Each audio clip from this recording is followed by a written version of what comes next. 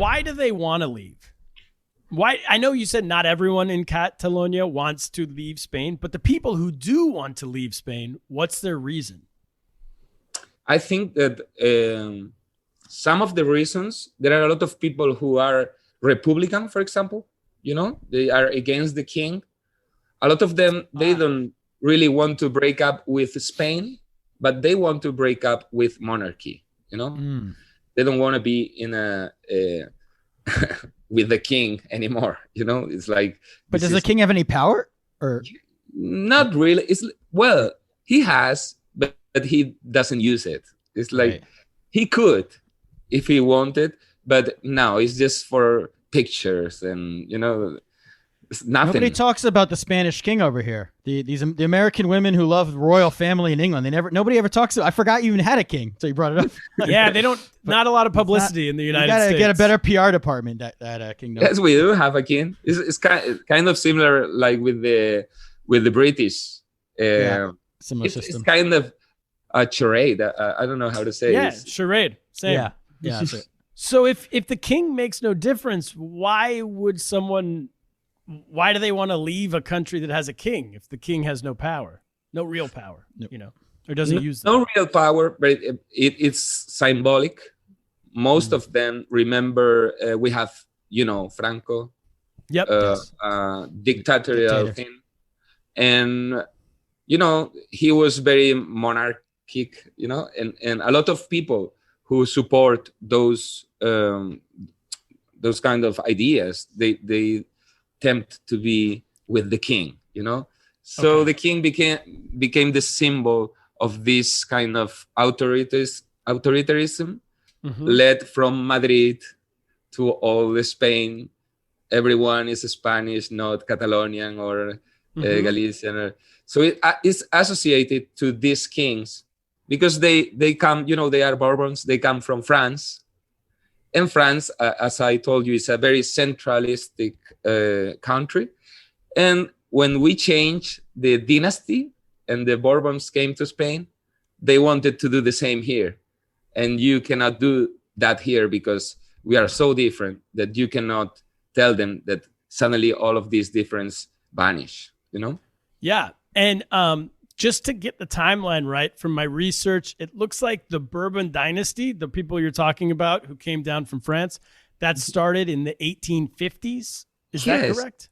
Yes, it is. Yes. Okay. And then in 1938, there was a civil war. Francisco Franco won, right? Yes. The Spanish Civil War.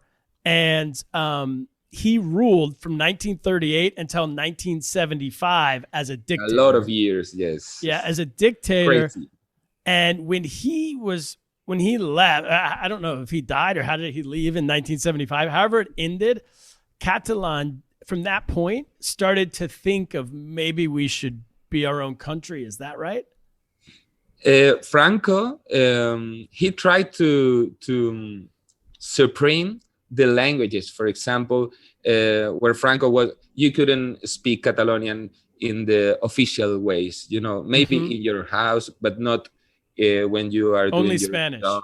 Only Spanish. Yeah. That was the old times. Yep. So when Franco died, we tried to create, and we have a new constitution, and that constitution says that every region has its rights, its autonomy, and we cannot go back to that. So now we have in Spain a lot of people who say that we should break, and a lot of people who thinks that we should go back to those old times. And I just want to be we were yesterday. How was it yesterday? All together getting along, Yes. Well, and also we should say that this is a story, but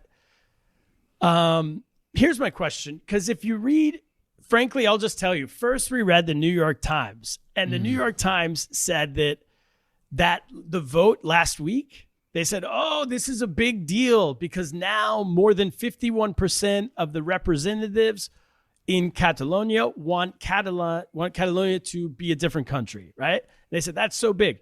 And then if you read most any other newspaper or like The Economist magazine or other outlets. Worldwide sources. Yeah, worldwide sources. They say the opposite. They go, oh, actually, that vote last week, we were expecting the Separatists to get more, to be more popular, and they weren't as popular as they were hoping. So this might actually mean that the Separatist movement is dying. So what do you think? What's true? Is the New York Times true or the other people? I don't think it's dying because they have a lot of support. There's a lot of people who are very angry. And I think that the central government overreacted to this, overreacted.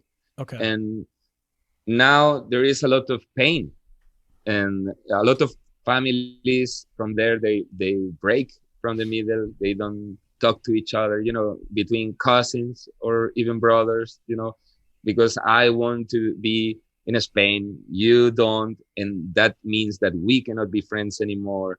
All this this fracture that is made so deep that we cannot think that this is going to be healed like in 1 year or two.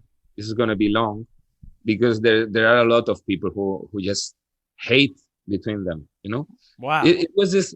I just said that when you make a question that it assumes like that there is a line that breaks a territory between ones and others. When you begin to use the word the others, is the Catalonians and then the others. All that populism, of course, you can sell it, of course, and people are going to buy it when they are in a crisis or whatever. And that's what happened in Catalonia. They were in a crisis and they are rich. They are a rich area of Spain. And they say, well, let's just get out. We are not in the rest of them. But all of the people who made this money in Catalonia, they came from all of Spain too. They are not Catalonians. So there is a lot of people now in Catalonia that they live here because they are living there, but they are from another regions who said, what is this? I came here because we have a constitution that says that we are all the same in all the territory. So a fraction that voting is not legal in Spain because we cannot, let a segregation, human segregation of a territory, we're all mixed. That's the real thing. What's interesting with this story is a lot of times when you hear about separation or seceding from a country, our mind, for some reason, I think Kaplan, we talked about before, is the same. People. We tend to think like, oh, these are the poor people. These are the oppressed people. And they want to escape because the government hates them. In this case, it's the opposite. The Catalonians are the rich, the wealthy, and they want to leave Spain because they think, from what I can read, economically, they think they're supporting the rest of the country. Spain's dragging them down, kind of. And Spain's dragging them down. That's not every independent would say that. That's not fair saying that. Okay. A bunch of them would say that. Another one says they don't even care. They just don't want to be in Spain. They don't mind if they are poorer or richer. They just are tired of this enfrentamiento, I say. This fight. They are tired of the fight and they just want to go. But yes, there are a lot of people who think that they will be richer. They think if they're maybe it's true, but it's unfair too. Sure. I mean, it's all one place. So we've been referencing Madrid, for example, is even richer than Catalonia. But it's ridiculous thinking about Madrid, we go. What happens to all of the people because they made all of these industries in Madrid. Because it was in the middle, it was a good idea. But those people were from all of Spain. And now we say, hey, right here where the money is, we go out. We're gone. Yeah. And we could do that in America, like in New York, or be like, let's just cut off the South. We're richer. Well, the places in America that talk, like, Texas jokes about it all the time. I think some people are probably more serious than others, but it's not going to happen. But if you go to Texas, they're like, we should just leave. We're better than all these idiots. And the same in California. I mean, California is like... California was Kind of, because they said that maybe if they leave, they are like the fourth economy in the world or something like blah, blah, blah. I grew up in California. Great people, but great people. Not everybody can be a tech guy. You know, you can't run a whole country off only tech people. Someone has to farm and stuff. Oh, they have movies too. So, but yeah. You're right. They got movies.